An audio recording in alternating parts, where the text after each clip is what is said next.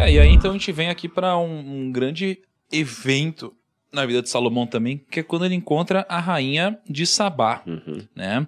Ó, a rainha de Sabá soube da fama que Salomão tinha alcançado graças ao nome do Senhor e foi a Jerusalém para pô-lo à prova com perguntas difíceis. Então, tinha uma moça super requintada, digamos assim, e falou, esse cara não pode ser tão sábio assim. Foi lá visitar Salomão. Quando ela chegou, acompanhada de uma enorme caravana com camelos carregados de especiarias, grande quantidade de ouro e pedras preciosas, ela foi até Salomão e lhe fez todas as perguntas que tinha em mente. Salomão respondeu a todas, nenhuma lhe foi tão difícil que não pudesse responder. E vendo toda a sabedoria de Salomão, bem como o palácio que ele tinha construído, o que era servido em sua mesa, o lugar de seus oficiais, os criados e copeiros, todos uniformizados, e os holocaustos que ele fazia no templo do Senhor, ela ficou impressionada. Disse ela então ao rei, tudo que eu ouvi em meu país acerca de tuas realizações e de tua sabedoria era verdade, né? Então ela testemunhou essa fama de Salomão, né? A fama dele se espalhou por vários outros lugares. Ela viajou de longe, né, para testar a sabedoria de Salomão. E aí, no final, ela, se não me engano, dá até alguma coisa para ele, não dá? Dá, ela dá presente para ele. Dá presentes para ele e tudo mais, né? Qual que é o significado dessa história aqui? O que a gente pode ler desse momento, hein?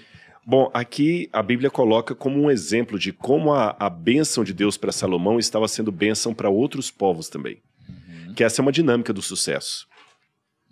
Você tem que abençoar pessoas através daquilo que você teve. É aquela diferença, já que eu falei de Israel, entre o Mar da Galileia e o Mar Morto. O Mar da Galileia recebe as águas do Rio Jordão e as despeja para baixo, por isso que ele é vivo. Tem peixe, tem muita coisa lá. O Mar Morto só recebe e não passa para lugar nenhum. Sim. O próprio nome já diz tudo, Mar Morto. Então Salomão, na sua sabedoria, ele deveria abençoar outros povos. A estratégia de Deus, se o povo fosse fiel, é que Deus ia abençoar tanto Salomão e os seus descendentes, repito, se fossem fiéis, se mantivessem aliança, que o mundo inteiro ia começar a se voltar para Israel e importar as tecnologias de Israel, a sabedoria de Israel e o Deus de Israel. E aos pouquinhos você ia transformando outros, você ia fazendo discípulos. Essa era a ideia que Deus tinha. E a rainha de Salomão era só a rainha de Sabá era só uma amostra.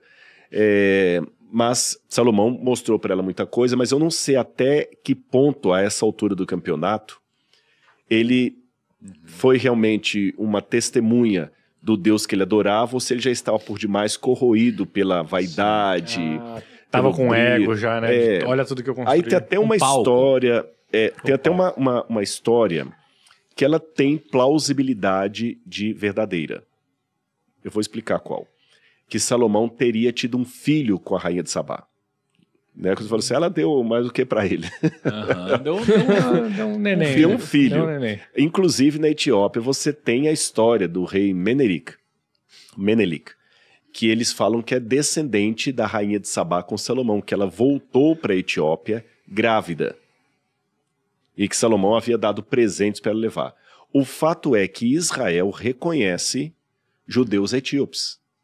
Não sei se você sabe disso, não sei se você chegou a prestar atenção, vocês quando foram lá, no exército você vê alguns judeus morenos da minha cor, no exército, com quipá na cabeça.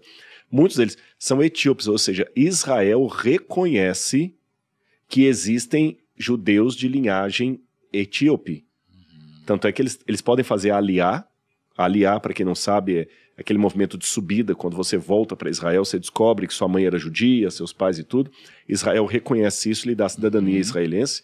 E muita gente que está hoje em Israel fez isso. Tem a minha amiga que todo mundo deve conhecer, a Aline, do canal Israel com a Aline. Sim. A Aline nasceu no Brasil, Rio Grande do Sul e tal, filha de judeus, estudou em escola judaica. Ela hoje mora em Israel, é cidadã israelense. E vários outros assim. E assim Israel reconhece também muitos etíopes que estão lá. Eu conheço bairros de etíopes lá. Então, eu não posso afirmar para longe de qualquer questionamento essa história de uma suposta descendência entre Salomão e a rainha de Sabá, mas nós temos um indício forte a esse respeito. Caramba, cara. E aí aqui a gente começa a ver que Salomão, ele não começou aqui a errar, digamos assim, ou não começou trazer dúvida pra gente aqui, começou a trazer antes.